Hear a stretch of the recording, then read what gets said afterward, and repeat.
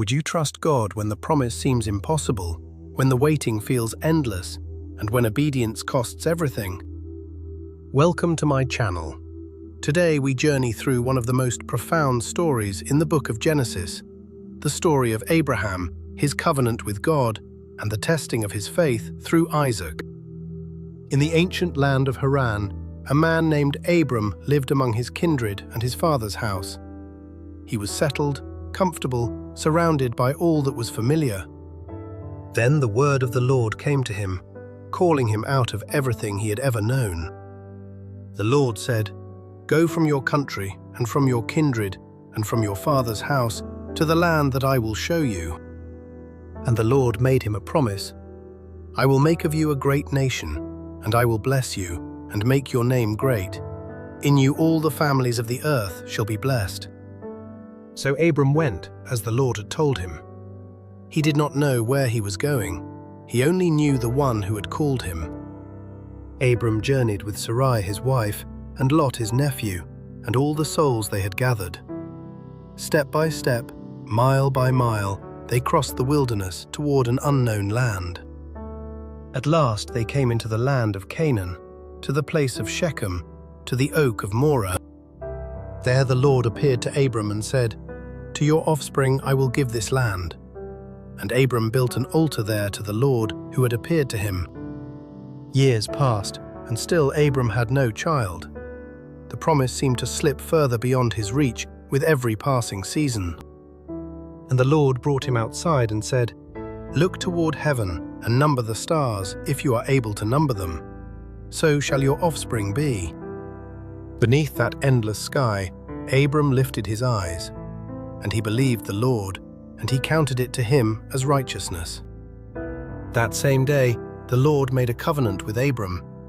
As the sun was going down, a deep sleep fell upon him, and a dreadful, holy darkness came over his soul. And in that solemn hour, the Lord passed between the pieces of the offering and bound himself by covenant to his servant. The promise was no longer only a word, it was sealed. When Abram was 99 years old, the Lord appeared to him again and said, "I am God Almighty. Walk before me and be blameless.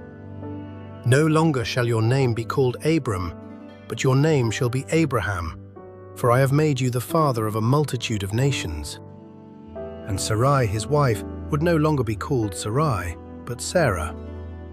From her, the Lord declared, kings of peoples would come. Abraham fell on his face before the Lord and received the sign of the covenant, marking him and his house as belonging to God forever.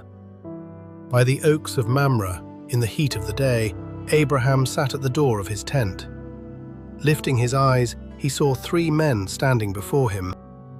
He bowed himself to the earth and welcomed them, hastening to set bread and curds and a tender calf before them beneath the shade of the trees. And one of them said, "I will surely return to you about this time next year, and Sarah your wife shall have a son." Sarah was listening at the tent door behind him. She was old, well advanced in years, and she laughed within herself, saying, "Shall I indeed bear a child, now that I am old?" And the Lord said, "Why did Sarah laugh? Is anything too hard for the Lord?" And the Lord visited Sarah as he had said, and the Lord did to Sarah as he had promised. Sarah conceived and bore Abraham a son in his old age, at the time of which God had spoken to him. And Abraham called the name of his son Isaac, which means laughter. Sarah said, "God has made laughter for me. Everyone who hears will laugh with me." What had once seemed impossible now lay sleeping in her arms. And the child grew. Through quiet years beneath the desert sky, Isaac walked beside his father, learning his voice, his ways, and his God. He was the son of promise, the son of laughter, the long-awaited gift in whom every word of the Lord seemed to find its fulfillment. And it came to pass after these things that God tested Abraham. He said to him, "Abraham," and he said, "Here I am." He said, "Take your son, your only son Isaac, whom you love, and go to the land of Moriah. and offer him there as a burnt offering on one of the mountains of which I shall tell you." The words fell upon Abraham like a weight no man should have to carry. Yet he did not argue. He did not delay. So Abraham rose early in the morning. He saddled his donkey, took 2 of his young men with him, and Isaac his son. He cut the wood for the burnt offering and set out for the place of which God had told him. On the 3rd day, Abraham lifted up his eyes and saw the place from afar. 3 days of silence, 3 days of prayer, 3 days of a heart wrestling with the will of God. He said to his young men, "Stay here with the donkey. I and the boy will go over there and worship and come again to you." Abraham took the wood of the burnt offering and laid it on Isaac his son. He took in his own hand the fire and the knife. So they went, both of them together. And Isaac said to his father Abraham, "My father." And he said, "Here I am, my son." Isaac said, "Behold the fire and the wood, but where is the lamb for a burnt offering?" Abraham said, "God will provide for himself the lamb for a burnt offering, my son." So they went, both of them together. When they came to the place of which God had told him, Abraham built the altar there and laid the wood in order. He bound Isaac his son and laid him on the altar upon the wood. No word of resistance, no cry of betrayal, only the trembling silence between a father and his son. Then Abraham reached out his hand and took the knife to slaughter his son. But the angel of the Lord called to him from heaven and said, "Abraham, Abraham." And he said, "Here I am." He said, "Do not lay your hand on the boy or do anything to him, for now I know that you fear God, seeing you have not withheld your son, your only son, from me." And Abraham lifted up his eyes and looked, and behold, behind him was a ram, caught in a thicket by his horns.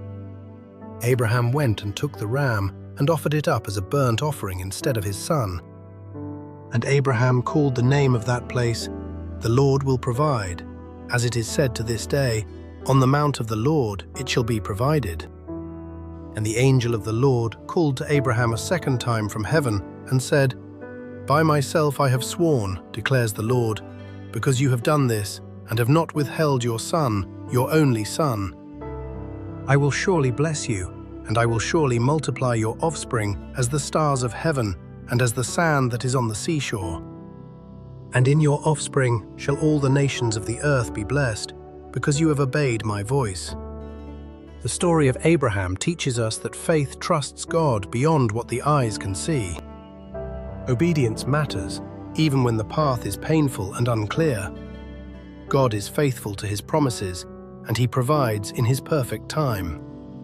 Abraham's journey reminds us that true worship is rooted in trust, surrender, and reverence for the Lord. Thank you for watching. May this story strengthen your faith and remind you that the Lord will provide.